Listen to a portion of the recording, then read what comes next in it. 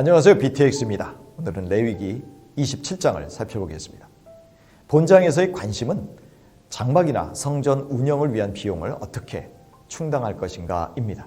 성막 유지비 조달을 위해서 짐승, 곡식뿐 아니라 현금도 포함하여 제사장들은 이 헌금을 사용하여 성전을 유지할 수 있게 됩니다.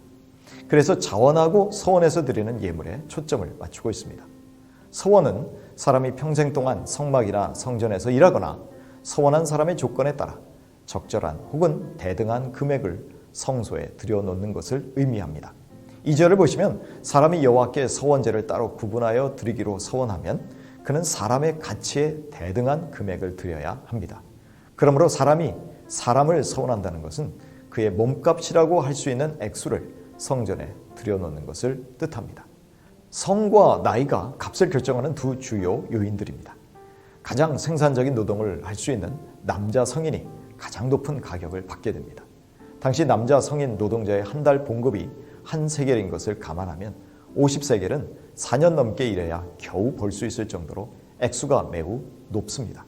즉 쉽게 서원하는 것을 막기 위해서 액수를 높게 책정한 것으로 보입니다. 즉 하나님은 즉흥적인 순종과 헌신이 아닌 신중한 헌신을 하게 하신 것입니다. 9절부터 13절을 보시면 사람이 가축을 서원하면 그 짐승은 모두 거룩하게 됩니다. 그래서 한 번 서원한 짐승은 다른 것으로 바꾸지 못합니다. 만일 서원한 후 다른 짐승으로 바꿔치기 하다 발각되면 두 짐승 모두 드려야 합니다. 또한 한 번 드리면 하나님의 것이므로 드린 자가 마음대로 처분할 수도 없습니다.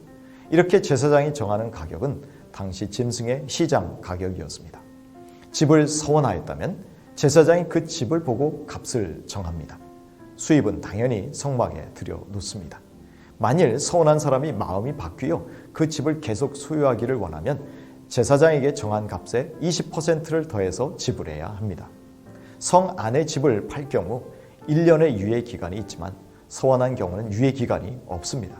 무르고 싶으면 가격의 20%를 더 내야 합니다. 그러나 조상으로부터 물려받은 땅일 경우 밭의 값은 농사를 짓기 위하여 뿌리는 씨앗의 양에 따라 가격이 정해집니다. 여기 한 호멜은 파종하는 씨앗의 양입니다. 원래 호멜은 당나귀 한 마리가 질 수 있는 양의 곡식을 뜻하므로 호멜과 당나귀의 히브리어 자음이 같습니다. 1년에 1세겔의 계산법에 따라 땅의 값은 50세겔이고 희년이 30년 후면 이 땅의 값은 30세겔로 계산하게 됩니다. 밭을 바친 사람이 밭을 무르려면 20%를 더 추가하여 치러야 합니다. 만일 무르지 않으면 그 밭은 다른 사람에게 팔리고 다시는 그 밭을 못 무르게 됩니다. 희년이 와도 그 밭은 원래 주인이 아닌 제사장에게 돌아갑니다. 또한 남에게 산 땅을 서원할 경우 제사장은 희년까지 남은 횟수를 계산하여 값을 책정합니다. 희년이 되면 그 땅은 본래의 소유자에게 돌아갑니다. 성소의 세겔은 20게라로서 1세겔의 20분의 1로 약 0.5g입니다. 율법에 이미 짐승의 첫 새끼가 하나님의 것이라고 하셨으므로 따로 서원할 필요가 없습니다. 그러나 제물로 드릴 수 없는 부정한 짐승의 경우는 제사장이 정한 값에 5분의 1을 더하면 물을 수 있었습니다. 그런데 예외적으로 물을 수 없는 것들은 온전히 바친 것입니다. 이 헤렘에는 두 가지 의미가 있습니다. 하나님이 구별하셔서 성막에서 쓰기 위하여 특별히 준비해 놓은 것과 진멸이 선포되어 사람이든 짐승이든 모두 죽어야 하는 경우입니다. 하나님은 서원을 강요하지 않으십니다. 그러나 서원하면 그 서원을 지키기를 원하십니다. 이처럼 서원의 정신은 즉흥적으로 감정에 휩쓸리지 않고 남이 강요해서도 안 됩니다. 본인이 신중하게 생각하고 기도하면서 결정해야 하는데 그렇게 했다면 서원을 지켜야 했습니다. 마지막으로 30절부터 33절에서 이스라엘은 곡식, 과일, 열매, 가축 등 모든 소산의 10분의 1을 하나님께 드려야 합니다. 그것은 하나님의 백성이 소유하고 누리는 모든 것이 하나님이 주신 복임을 고백하는 까닭입니다. 11조는 이미 하나님께 속한 것이므로 따로 서원할 필요가 없습니다. 우리 그리스도인들에게는 그리스도께서 모든 율법을 완성하셨으므로 11조를 강요하면 문제가 될 것입니다. 그러나 11조는 최대치가 아닌 최소한으로 생각하는 것이 바람직합니다. 왜냐하면 우리는 구약시대에 비해서 훨씬 더 큰 은혜를 누리며 살기 때문입니다. 오히려 더 많은 헌물을 드리는 것이 당연합니다.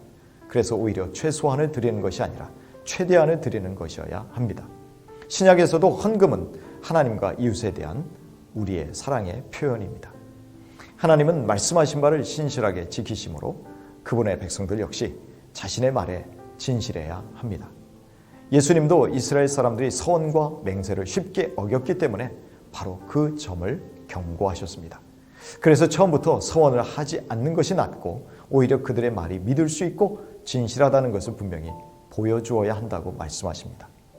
다른 의무를 피하기 위해서 서원을 사용하는 것도 잘못된 일이라고 분명히 말씀하셨습니다. 이 시대의 그리스도인들은 세례 때 믿음으로 살겠다고 서약합니다.